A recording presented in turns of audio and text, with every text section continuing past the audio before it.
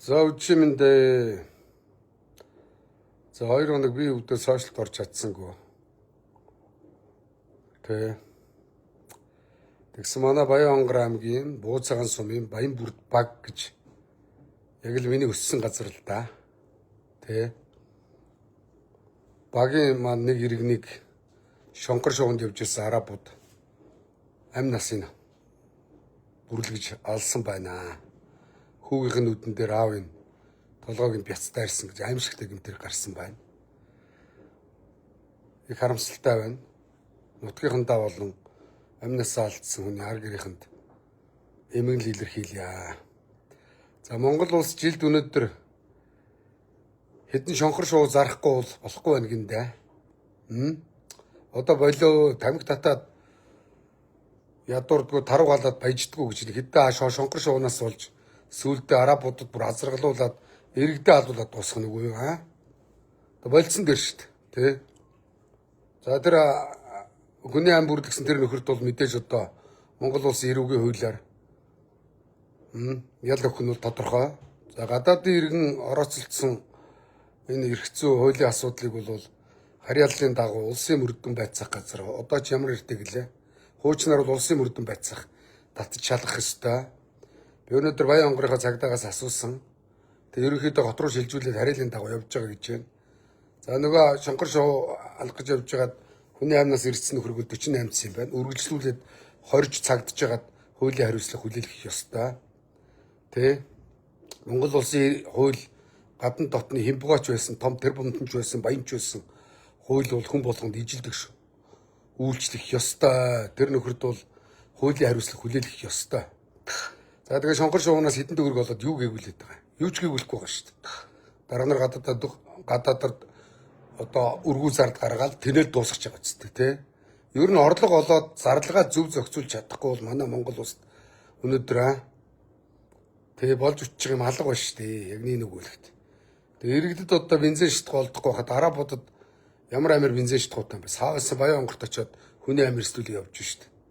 Далчгар дамдны юм чи өөрөө энэ колонкийн түгээгч болцсон тууж явсан шүү дээ. Ер нь тэр нөхөр одоо уулуурхаан сайд биш колонкийн түгээгч ивэл болох юм шүү. Нэр бензин олдохгүй хахад арабууд зүгээр амир их хангалттай зугаалж тэн хідэн шонхор шуугнаас олж энэ хүнд үед хүний амь үрслээ болж шүү дээ. Одоо энэ шонхор шуугдоо бол 20 үнэхээр золгүй явдал болсон байна новш гэж.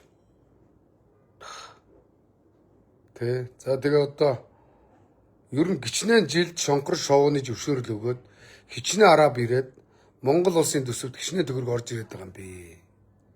Гийгүүлэхгүй байгаа шүү дээ.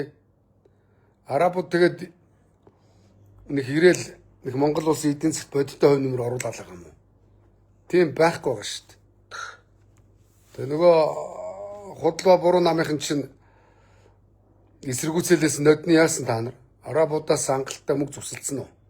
Шантажшуулгачуд яг ингэн. Энэ жил яга шонхор шуугны талаар та надад туугахгүй байгаа тэгвэл тэр галзуураад өгдөг босоо оруулангууд нь Төв аймагт өөрхий тэр Эрдэнэ гэл манай намын тэр дүүл зайлуул арабуудаа үз тараал өсөртний алдаал тэмцээд байсан. Эрдэнэ шиг хүмүүсийг одоо дэмжих хэрэгтэй шүү дээ. За юм байна. Тэгээд одоо хууль сахиулагч нар маань одоо мэдээж хуулийн дагуу үргэлжлүүлээд мөрдөн байцааллын ажлыг хийгээд тэр арабын тэр ч одоо бодвол ганцаар явчихаг байлгүй. Бүлэг арабууд л явсан байлгүй.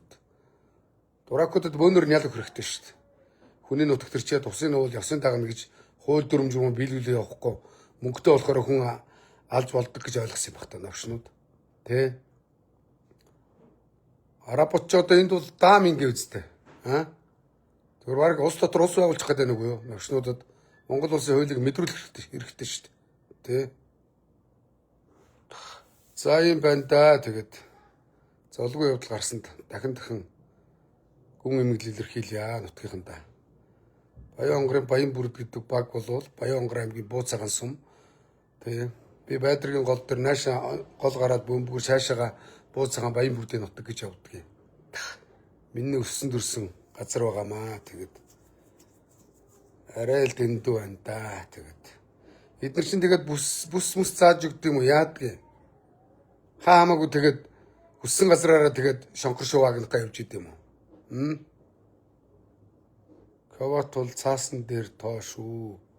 Цаагаараа болгож 3,000-аас 4,000 шашмын шонхол барьж зардаг юм малнууд гэнэ. Бүр 3-4,000-аар нь бариулд юм биш үү? За юм байна да. Үнэхээр харамсалтай юм болж. За тэгээ одоо тэр хизээвэл нэг Орос нөхөр байр түрээсэлж ягаад согтуу байр түрээсэлсэн хүнээ золгүй явдлуулаад алдсан байсан бороод нэг нөхөр. Тэр яг шоронд хоригдож байгаад ял өгсөн тэрэнд. Хорж байгаад ял өгсөн. Тэгэхээр энэ одоо машинтай явж байгаа тийм онц гэрцгээр хүү алсан хүн бол хорж байгаад ял авах хэвээр хоригдож байгаад гадуур байлгаж болохгүй. Барьж хорьсон гэсэн 48 гэсэн. Цаашаа үргэлжлүүлээд сараар нь хорж байгаа тэгээ гарахгүй байж байгаад ялыг нөхөр хэрэгтэй шүү дээ. Эднэрт бол Монголын хууль ямар байдгийг мэдрүүлэх хэрэгтэй шүү дээ. Шонхор шуунаас дор Монгол улсын иргэний амь насыг дорд үзэж шít навшнууд. Тэдний мөнгөтэй төгрөгтэй тэр шуугаар наадад цэнгэдэг нь тэмдээд идэм боос. Бид нар тэгээд хэдэн шонхор шуу зараад Монгол улс хөгжиж байгаа юм хаа байгаа юм. Монгол улсд одоо гийгүүлж байгаа юм юу байгаа юм. Юу ч байхгүй шүү дээ тий. За юм байна. Тэгээд энэний араас бол одоо хууль эрх зүйн талаас нь байнгын судалнаа. Ямар ял өгөх нь хорж гин үү цагдж гин үү гэдгийг бас хууль сахиулагчдаас мэдээллийг аваад явнаа. Тэгээд та нартайгаа хуваалцаа явнаа. Тэр нөхөрт бол хорж байгаад хуулийн хариуцлага эрүүгийн хуулийн тэр чи хүү амч 10 баха тий. 20 жил өх хэрэгтэй юм уу дуракт. Бүхнээс өгсөн чи яа дээ. За юм байна.